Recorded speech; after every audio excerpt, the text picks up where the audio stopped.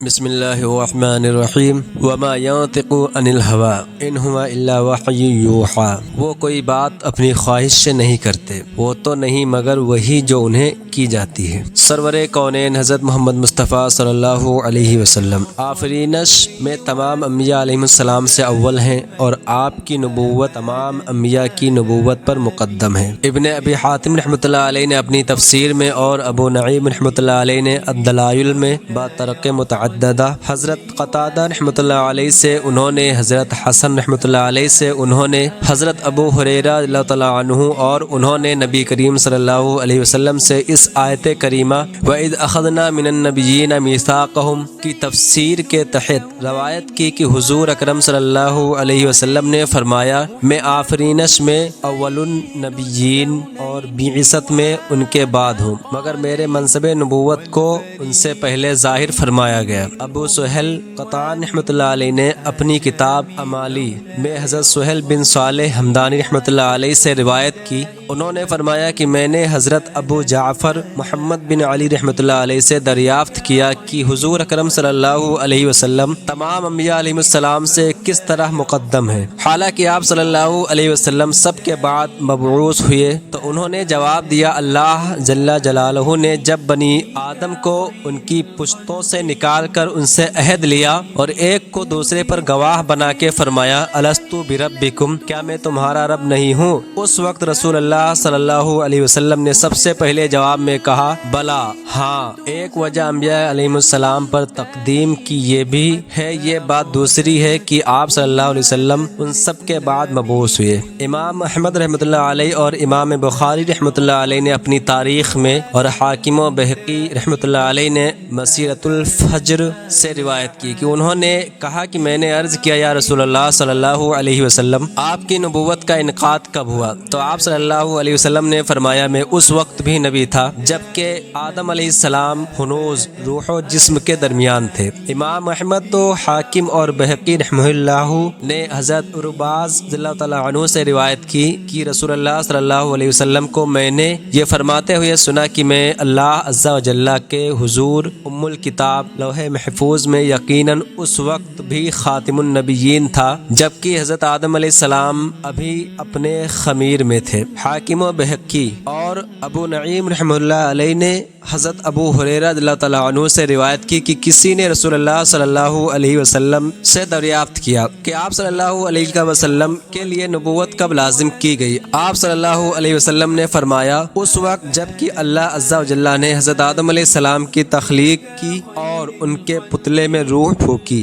بزار اور طبرانی رحمہ اللہ نے اوسط میں اور ابو نعیم رحمہ اللہ علیہ نے بطریق شعبی رحمۃ اللہ علیہ حضرت ابن عباس رضی اللہ عنہ سے روایت کی کہ کسی نے عرض کیا، یا رسول اللہ صلی اللہ علیہ وسلم، آپ کی نبوت کا انعقاد کب ہوا؟ آپ صلی اللہ علیہ وسلم نے فرمایا، جب آدم علیہ السلام روح و جسم کے درمیان تھے۔ ابو نعیم رحمۃ اللہ علیہ نے ثنا بحی رحمۃ اللہ علیہ سے روایت کی، انہوں نے کہا کہ حضرت عمر رضی اللہ عنہ نے عرض کیا، یا رسول اللہ صلی اللہ علیہ وسلم، آپ کو نبوت کب عطا فرمائی گئی؟ تو آپ صلی اللہ علیہ وسلم نے جواب دیا، ابھی آدم علیہ السلام اپنے خمیر میں ہی تھے۔ یہ حدیث مرسل ہے۔ ابن سعد رحمۃ اللہ علیہ نے ابن ابی الجدع رضی اللہ تعالیٰ عنہ سے روایت کی کہ انہوں نے فرمایا کہ میں نے رسول اللہ صلی اللہ علیہ وسلم سے عرض کیا، یا رسول اللہ صلی اللہ علیہ وسلم، آپ کی نبوت کا انعقاد کب ہوا؟ فرمایا، اس وقت جبکہ حضرت آدم علیہ السلام روح و جسد کے درمیان تھے۔ ابن سعد رحمۃ اللہ علیہ نے مطرف بن عبداللہ بن الشخیر رضی اللہ تعالیٰ عنہ سے روایت کی کہ ایک شخص نے رسول اللہ صلی اللہ علیہ وسلم سے سوال کیا کہ حضور، آپ صلی اللہ علیہ وسلم کی رسالت کا انعقاد کب ہوا؟ آپ صلی اللہ علیہ وسلم نے جواب میں فرمایا، اس وقت جب ابو البشر روح اور مٹی کے درمیان تھے۔ ابن سعد رحمۃ اللہ علیہ نے عامر رضی اللہ تعالیٰ عنہ سے روایت کی کہ انہوں نے فرمایا کہ ایک شخص نے رسول اللہ صلی اللہ علیہ وسلم سے پوچھا کہ آپ کو کس وقت نبوت دی گئی؟ فرمایا، جبکہ آدم علیہ السلام روح و جسد کے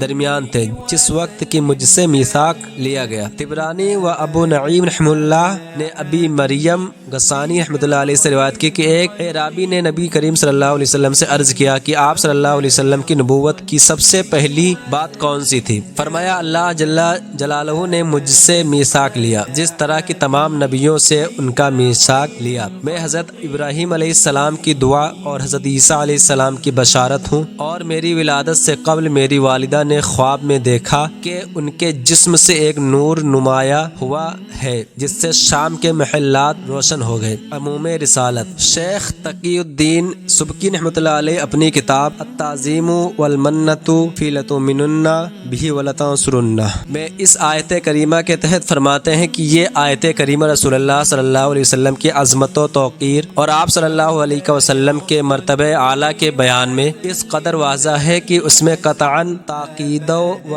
ابہام نہیں، بائیں ہما اس تقدیر کی طرف بھی اشارہ ہے کہ اگر حضور اکرم صلی اللہ علیہ وسلم نبیوں کے زمانے میں تشریف لے آئیں تو آپ صلی اللہ علیہ وسلم ان سب کی طرف رسول ہوں گے، تو گویا آپ صلی اللہ علیہ وسلم کی نبوت اور آپ صلی اللہ علیہ وسلم کی رسالت حضرت آدم علیہ السلام کے زمانے سے قیامت تک کی تمام مخلوق کے لیے عام ہے، اور تمام انبیاء کرام علیہ السلام اور ان کی ساری امتیں آپ صلی اللہ علیہ وسلم کی امت ہیں۔ اور حضور اکرم صلی اللہ علیہ وسلم کا یہ ارشاد کی بعثت الی الناس کافہ، یعنی میں تمام نوع انسانی کی طرف مبعوث کیا گیا ہوں، یہ ارشاد آپ صلی اللہ علیہ وسلم کے عہد رسالت سے زمانے قیامت تک کے لوگوں کے لیے خاص نہیں بلکہ آپ صلی اللہ علیہ وسلم سے قبل کے لوگوں کے لیے بھی محیط ہے، اور یہی بات حضور صلی اللہ علیہ وسلم کے اس ارشاد سے عیا ہے۔ کنت نبی و آدم بین الروح والجسد، میں اس وقت بھی نبی تھا جبکہ حضرت آدم علیہ السلام روح و جسم خاکی کے درمیان تھے۔ اور اگر کوئی اس کی تفسیر کرے کہ اللہ عز و جل جانتا ہے کہ آپ مستقبل میں نبی ہوں گے تو یہ تفسیر مناسب نہیں ہے، کیونکہ اس صورت میں اس حقیقت ثابتہ تک رسائی نہیں ہوئی، اس لیے کہ علم خداوندی تمام اشیاء کو محیط ہے، اور رسول اللہ صلی اللہ علیہ وسلم نے اپنی نبوت کی جو حقیقت بیان فرمائی اس کا مفہوم یہ متعین ہوتا ہے کہ آپ صلی اللہ علیہ وسلم کی نبوت اس وقت میں بھی تھی۔ یہی وجہ تو ہے کہ حضرت آدم علیہ السلام نے آنکھ کھولتے ہی حضور اکرم صلی اللہ علیہ وسلم کا اسم مبارک عرش الہی پر محمد الرسول اللہ لکھا دیکھا۔ لا محالہ یہ ماننا پڑے گا کہ آپ صلی اللہ علیہ وسلم کی نبوت تکمیل و تخلیق آدم علیہ السلام سے پہلے تھی، اور اگر صرف علم الہی میں آپ صلی اللہ علیہ وسلم کا نبی ہونا مانا جائے، یعنی یہ کہ آپ آئندہ ایک وقت مقررہ پر نبی ہوں گے، تو یہ معنی مراد لینے سے رسول اللہ صلی اللہ علیہ وسلم کی کوئی خصوصیت ثابت نہیں ہوتی۔ حالانکہ حضور صلی اللہ علیہ وسلم نے فرمایا ہے میں نبی تھا جبکہ حضرت آدم علیہ السلام روح و جسد کے درمیان تھے، اس لیے علم الہی میں تو تمام انبیاء علیہ السلام کی نبوتیں اس وقت بھی تھیں اور اس سے پہلے بھی تھیں، اس میں حضور ہی کی کیا تخصیص ہے؟ حالانکہ حضور صلی اللہ علیہ وسلم نے اس کا تذکرہ اسی لیے فرمایا کہ آپ صلی اللہ علیہ وسلم کی امت کو پتہ چل جائے کہ اللہ رب العزت نے آپ صلی اللہ علیہ وسلم کو کس قدر مرتبہ اعلیٰ سے نوازا ہے، اور آپ صلی اللہ علیہ وسلم کی نبوت تمام نبیوں کی آفرینش سے بھی پہلے موجود اور متعین تھی۔ حضرت شیخ تقی الدین سبکی رحمۃ اللہ علیہ فرماتے ہیں کہ اب اگر تم یہ اعتراض کرو کہ میں اس خصوصی قدر و منزلت کو سمجھنا چاہتا ہوں تو اس کی تفہیم یہ ہے کہ نبوت ایک وصف ہے، اور وصف کے لیے یہ ضروری ہے کہ وہ اپنے موصوف کے ساتھ موجود ہو۔ حالانکہ وصف نبوت کا بیان ولادت کے 40 سال بعد ہوا ہے، تو پھر اس سے ماقبل یا بعثت سے پہلے کے زمانے کو اس کے ساتھ کیسے متصف کر سکتے ہیں؟ اور اگر یہ بات آپ کے لیے صحیح و درست ہے تو دیگر انبیاء کرام علیہ السلام کے لیے بھی یہ بات صحیح و درست ہوگی۔ اس اعتراض کا جواب میں یہ دیتا ہوں کہ حدیث شریف میں ہے کہ اللہ عز و جل نے ارواح کو اجسام سے پہلے پیدا کیا، بس قرین ثواب ہے کہ حضور صلی اللہ علیہ وسلم کا یہ ارشاد کہ کنت نبیا، میں نبی تھا، اپنی روح یا اپنی حقیقت کی طرف اشارہ ہوا، اور حقائق کے ادراک سے ہماری عقل عاجز و قاصر ہے۔ بلا شبہ کلی حقائق کو اللہ عز و جل ہی جانتا ہے، یا پھر مشیت خداوندی کے تحت جزوی طور پر کچھ ان کو بھی بتا دیا جاتا ہے جن کی نور الہی سے مدد کی جاتی ہے۔ پھر ان حقائق کے انکشاف و اظہار میں یہ ہوتا ہے کہ اللہ تعالیٰ جل شانہ جس حقیقت کو جس وقت اور جس قدر مناسب ہوتا ہے ظاہر فرما دیتا ہے۔ لہٰذا نبی کریم صلی اللہ علیہ وسلم کی حقیقت کو ممکن ہے کہ حضرت آدم علیہ السلام کی آفرینش سے پہلے ہی یہ وصف اس طرح عطا فرما دیا ہو کہ اللہ عز و جل نے آپ صلی اللہ علیہ وسلم کی تخلیق ہی اس کے ساتھ فرمائی ہو اور آپ نبی ہو گئے، اور آپ صلی اللہ علیہ وسلم کا اسم مبارکہ عرش پر لکھا ہوا اور رسالت و بعثت آپ صلی اللہ علیہ وسلم کو دے دی گئی ہو، تاکہ تمام فرشتے اور مخلوق جان لے کہ خدا کے نزدیک آپ صلی اللہ علیہ وسلم کی کیسی عزت ہے۔ لہٰذا آپ کی حقیقت اس وصف کے ساتھ اس وقت موجود تھی، اگرچہ آپ کا وہ جسم اقدس جو اس صفت سے متصف ہے متاخر ہے۔ اس میں شک و شبہ نہیں کہ آپ صلی اللہ علیہ وسلم کی بعثت، آپ صلی اللہ علیہ وسلم کے خصائص نبوت اور آپ صلی اللہ علیہ وسلم کا منصب رسالت اس عالم آب گل جسے عالم الانفسو سے تعبیر کیا جاتا ہے تمام انبیاء سے متاخر ہے، لیکن عالم غیب و عالم ارواح میں آپ سب سے مقدم ہیں۔ یہ ممکن ہے کہ جو لوگ اہل کرامت سے ہیں اللہ جل جلالہ نے ان میں کرامت کا فیضان اس عالم مادی میں ان کے وجود میں آنے کے بعد کیا ہو۔ بہرحال اس میں شبہ نہیں کہ ہر ظہور پذیر شے کا کلی اور تفصیلی علم رب العالمین کو ازل سے ہے، اور ہم اللہ عز و جل کے اس علم کے بارے میں بہت ہی کم ذرہ اور کائنات کی نسبت کے مطابق جانتے ہیں، اور اسی کے لحاظ سے انسان کو مکلف بنایا گیا تاکہ ہم بساط بھر معرفت حاصل کر کے خالق و مخلوق سے اپنے تعلق کو سمجھ کر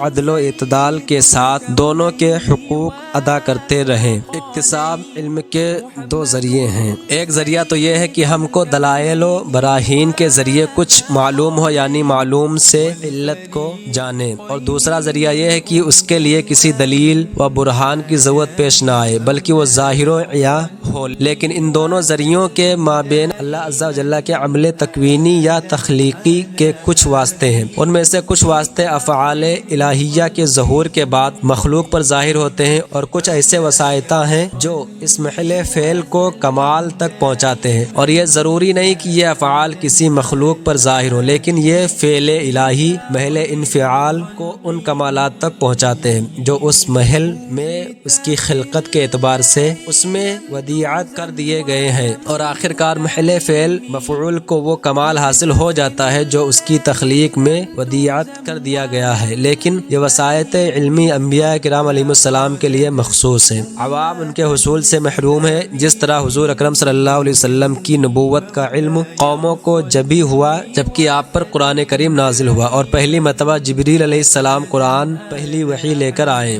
یہ بات اللہ عز و جل کے افعال سے ایک فعل ہے جو اس کی معلومات کا ایک جز ہے، اور اس کی قدرت کے آثار، اس کے ارادے اور اس کے اختیار جو کسی خاص فعل کے ساتھ وابستہ ہو اس کا ایک حصہ ہے۔ رسول اللہ صلی اللہ علیہ وسلم کی شان یہ ہے کہ آپ صلی اللہ علیہ وسلم خیر الخلق ہیں، لہٰذا کسی مخلوق کا کمال آپ صلی اللہ علیہ وسلم کے کمال سے برتر نہیں، اور نہ کسی کا مقام آپ صلی اللہ علیہ وسلم کے مقام سے اعلیٰ تر۔ یہ بات ہم نے صحیح حدیث کے ذریعے جانی کہ یہ کمال آپ صلی اللہ علیہ وسلم کو تخلیق آدم علیہ السلام سے پہلے حاصل تھا، جسے حق تعالی عز و جل نے اپنے فضل و کرم سے عطا فرمایا۔ علاوہ ازیں اللہ تعالی نے آپ صلی اللہ علیہ وسلم کے لیے انبیاء کرام علیہ السلام سے عہد و پیمان لیے تاکہ وہ سب جان لے کہ آپ صلی اللہ علیہ وسلم ان پر مقدم ہیں، اور آپ صلی اللہ علیہ وسلم ان کے بھی نبی اور رسول ہیں، اور اللہ عز و جل نے جو عہد اور میثاق لیا ہے اس میں آپ ہی کو خلیفہ بنانا ہے، اور اس کا مقصود آپ ہی کی ذات ہے۔ اسی بنا پر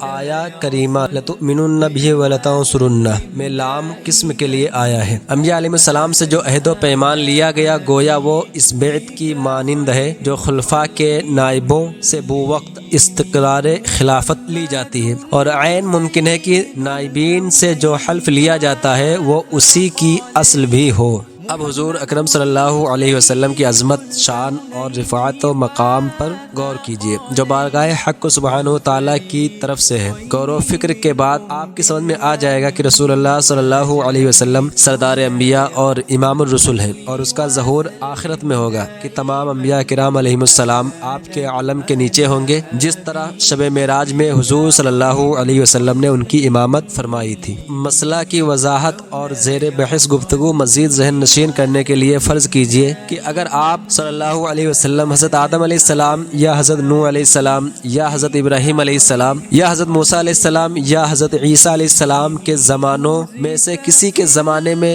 اس دنیا میں تشریف لے آتے تو ان پر اور ان کی امتوں پر واجب ہو جاتا کہ وہ آپ صلی اللہ علیہ وسلم پر ایمان لائیں اور اتباع کریں۔ اسی لیے اللہ عز و جل نے ارواح انبیاء علیہ السلام سے عہد و پیمان لیا کہ آپ صلی اللہ علیہ وسلم کی نبوت سب پر محیط اور آپ صلی اللہ علیہ وسلم کی بالادستی سب پر قائم ہے۔ یہ حیثیت آپ صلی اللہ علیہ وسلم کو معنوی طور پر حاصل ہے۔ بلا شبہ یہ بات آپ صلی اللہ علیہ وسلم کے ساتھ ان کے اجتماع پر موقوف ہے اور اس بات میں تاخیر ان کے وجود کی طرف راجع ہے نہ کہ ان کے عدم اتصاف کی جانب، جیسا کہ اس کا اقتضا ہے، کیونکہ یہ دو باتیں الگ الگ ہیں۔ ایک یہ کہ فعل کا اس بات پر موقوف ہونا کہ فعل کے محل میں قبول فعل کی صلاحیت ہے یا نہیں، اور دوسری بات یہ کہ فاعل میں یہ اہلیت ہے کہ نہیں کہ وہ محل فعل میں صلاحیت قبول فعل پیدا کرے۔ ان دونوں باتوں کے مابین ایک عظیم فرق ہے، لہٰذا اس جگہ نہ تو فاعل کی جہت سے توقف ہے اور نہ نبی کریم صلی اللہ علیہ وسلم کی ذات شریفہ کی جہت سے توقف ہے، بلکہ وجود زمانہ کی جہت سے کہ وہ فعل اس پر مشتمل ہے موقوف ہے۔ اب اگر یہ بات ان کے زمانے میں پائی جائے تو بلا شبہ آپ صلی اللہ علیہ وسلم کا اتباع ان پر لازم آتا ہے۔ اسی بنا پر آخر زمانہ میں حضرت عیسیٰ علیہ السلام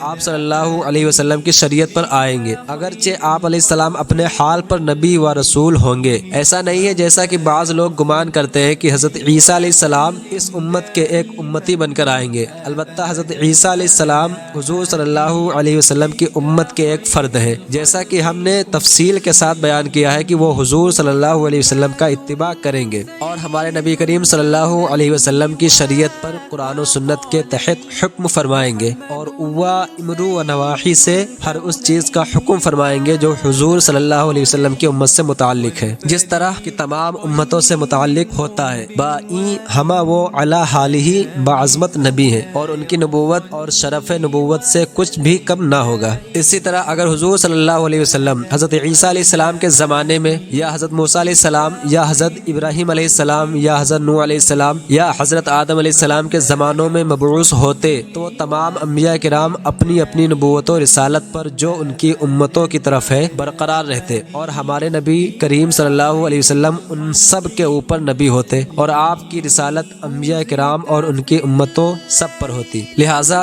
حضور صلی اللہ علیہ وسلم کی نبوت و رسالت عام تر، شامل تر اور عظیم تر ہے۔ انبیاء کرام علیہ السلام کی شریعتوں کے ساتھ اصول میں حضور صلی اللہ علیہ وسلم کی شریعت متفق ہے، اسی لیے شرائع کے اصول میں اختلاف نہیں ہوتا۔ اب رہا حضور اکرم صلی اللہ علیہ وسلم کی شریعت مطہرہ کا تقدم، ان مسائل میں جو فروعات سے تعلق رکھتے ہیں اور جن میں اختلاف کا وقوع ہے، خواہ یہ اختلاف برسبیل تخصیص ہو یا برسبیل نسخ، تو یہ نسخ ہے نہ تخصیص، بلکہ ان اوقات میں ان امتوں کی نسبت سے جن میں ان کے انبیاء احکام لائے، در حقیقت حضور اکرم صلی اللہ علیہ وسلم کی ہی شریعت تھی اور اس زمانے میں ان امتوں کی طرف منسوب ہونے سے ان کی شریعت کہلائی گئی۔ لہٰذا اختلاف اشخاص و زمانہ کے اعتبار سے فروعی احکام میں اختلاف ہے۔ اس تقریر سے ہمیں ان دونوں حدیثوں کا مطلب واضح طور پر معلوم ہو گیا، اس سے پہلے ہم پر اس کا مفہوم مخفی تھا۔ ایک یہ حدیث کہ حضور اکرم صلی اللہ علیہ وسلم نے فرمایا مجھے تمام لوگوں کی طرف مبعوث کیا گیا، اس کا مطلب ہم نے بے شک یہ لیا تھا کہ اس سے مراد وہ امت ہے جو آپ صلی اللہ علیہ وسلم کے زمانے سے قیامت تک ہوگی، مگر اب یہ علم ہوا کہ تمام نوع انسانی آپ کے حلقے رسالت میں شامل ہے، قطع نظر اس سے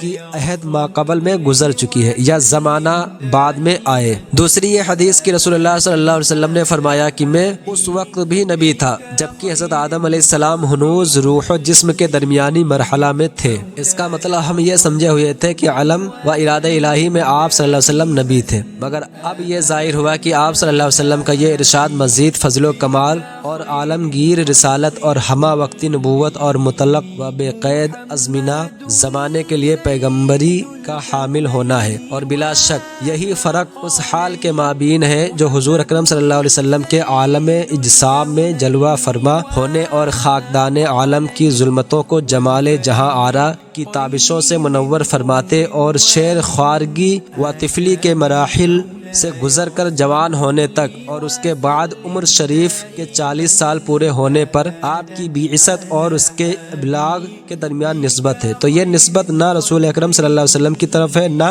لوگوں کی طرف۔ اگر لوگ اس سے پہلے سننے کے قابل ہوتے، بلکہ شرائط پر احکام کو معلق کرنا کبھی محل قبولیت کے اعتبار سے ہوتا ہے اور کبھی فعل مجری کے سبب سے، تو اس جگہ محل قبولیت کے لحاظ سے تعلیق ہے اور وہ آپ صلی اللہ علیہ وسلم کی نوع انسانی کی طرف بعثت اور ان پر ابلاغ کرنا ہے، اور حضور صلی اللہ علیہ وسلم کے جسمانی وجود کا ان کی نظروں کے سامنے ہونا ہے۔ اس کی مثال ایسی ہے کہ ایک باپ کسی شخص کو اپنی لڑکی کے نکاح کے لیے اس شرط کے ساتھ وکیل بنائے کہ جب کوئی کفو ملے تو نکاح کر دینا، اور وکیل کفو ملنے پر اس لڑکی کا نکاح کر دے، تو یہ وکالت صحیح ہے اور وہ شخص ایسی وکالت کا اہل ہے۔ اور کبھی فاعل مجری کا وقوف کفو کے وجود پر ہوتا ہے اور کفو ایک عرصہ کے بعد میسر آتا ہے، تو ایسی صورت میں جو کچھ توقف و تاخیر ہوئی اس سے وکالت کی صحت اور وکیل کی اہلیت میں حرج نہیں آتا۔ علامہ تقی الدین سبکی رحمۃ اللہ علیہ۔